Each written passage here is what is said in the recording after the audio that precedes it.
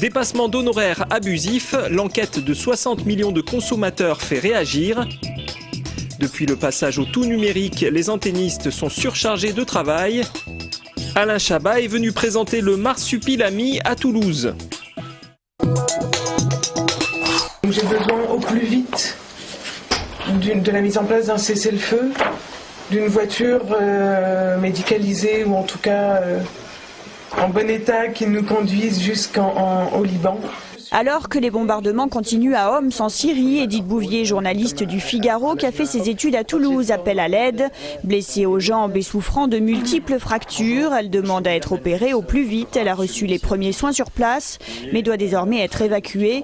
Après elle, c'est au tour de Paul Conroy, journaliste britannique, d'appeler à l'aide. La coordination des Syriens à Toulouse organise demain un rassemblement. C'est à 15h au Capitole. Fin du combat pour Sophie Dagnoko. Cette aide-soignante d'origine malienne était menacée d'expulsion il y a quelques mois. Soutenue de toutes parts, sa demande de visa de travail lui a enfin été accordée. De retour du Mali, en règle, elle a repris son travail à l'hôpital Purpan, avec fierté et émotion pour une durée minimum d'1 an. Preuve que les démarches citoyennes collectives peuvent encore aboutir en France. Le magazine 60 millions de consommateurs alerte sur les dépassements d'honoraires excessifs. Certains médecins, des anciens chefs de clinique, sont en effet autorisés à pratiquer une activité libérale au sein de l'hôpital public où ils fixent librement leurs honoraires. Ainsi, une opération de la cataracte coûte en moyenne 567 € au CHU de Toulouse, alors que la sécurité sociale ne la rembourse qu'à 271,70 €. Les tarifs remboursés par l'assurance maladie ont bien moins évolué en 20 ans que n'a évolué le coût de la vie et le coût des pratiques médicales. Il serait communément admis que la notoriété, l'ancienneté et la technicité du chirurgien se payent. Le Conseil de l'ordre des médecins peut juger d'abus en comparant ses tarifs avec les moyens du patient. Conseil de l'ordre que la CNAM juge passif sur le sujet. Pourtant, une loi de 2009 les obligeait à collaborer. Or, ces commissions n'ont jamais vu le jour parce que la caisse d'assurance maladie, la caisse nationale d'assurance maladie, traîne les pieds. Chaque fois que les caisses primaires d'assurance maladie nous ont signalé des situations anormales d'honoraires, l'ordre les a traités. En Haute-Garonne, les dépassements oscilleraient entre 100 et 200 €. Le Conseil de l'ordre surveillerait 3 médecins. En janvier, il mettait en place avec la caisse primaire d'assurance maladie et la mutualité une charte de bonne pratique. Jean-Luc Romero à Toulouse, demain à 14h, salle du Sénéchal. Il présidera une réunion publique de l'association pour le droit de mourir dans la dignité. Il demande aux candidats à la présidentielle et aux législatives de s'engager dans leur programme en faveur d'une loi légalisant l'euthanasie. Je me bats pour qu'il y ait une loi d'ultime liberté, pour que chacun puisse choisir les conditions de sa fin de vie. Et jusqu'à aujourd'hui, malheureusement, les parlementaires ne nous ont pas entendus.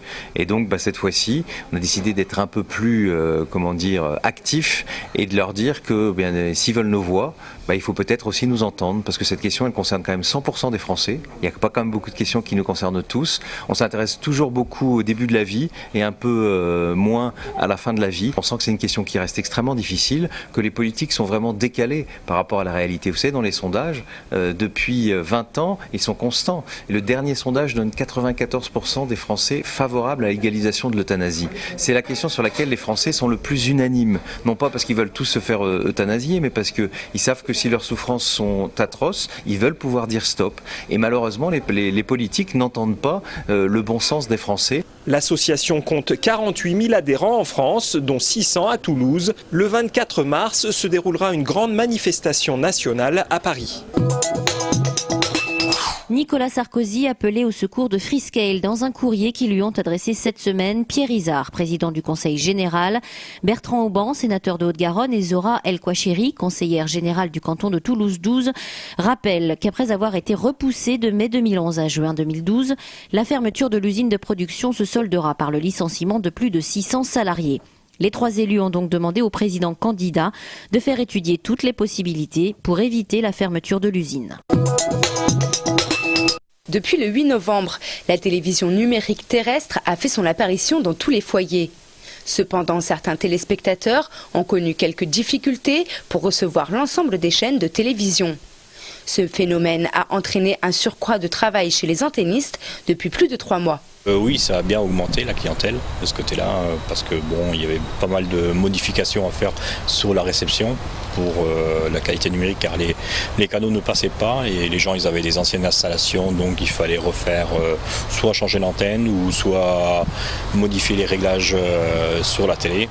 Des fois c'est des branchements à l'intérieur à retoucher, mais le plus souvent c'est plutôt l'antenne à refaire. Un passage du mode de réception de l'analogique à la TNT, perturbé de surcroît par le changement dans les mêmes temps d'émetteurs sur la ville de Toulouse.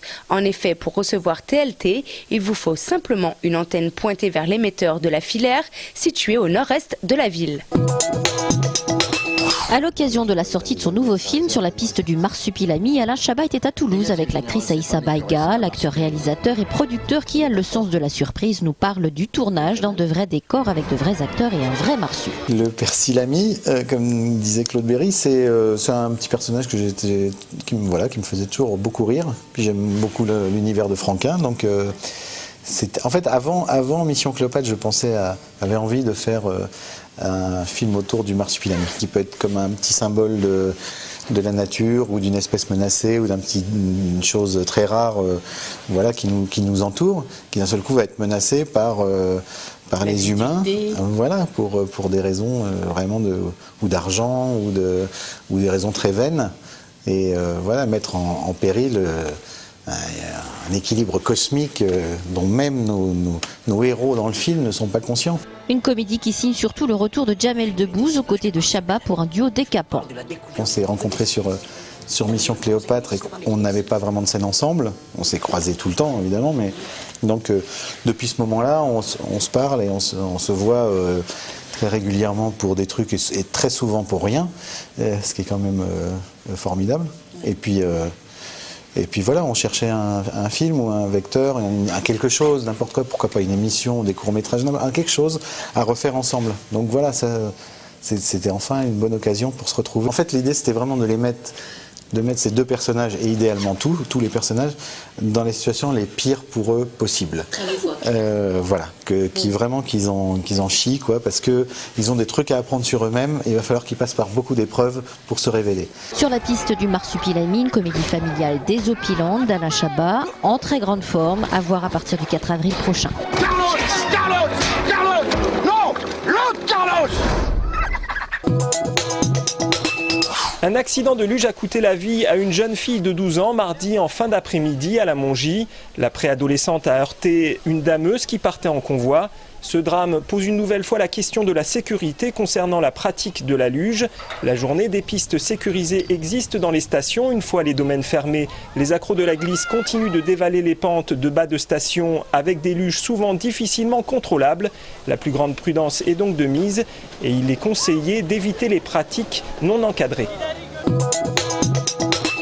Football, le TFC, fort de sa nette victoire à Nancy, voudra confirmer à domicile contre la Lanterne Rouge Sochaux. Objectif, se rapprocher de la tête du championnat.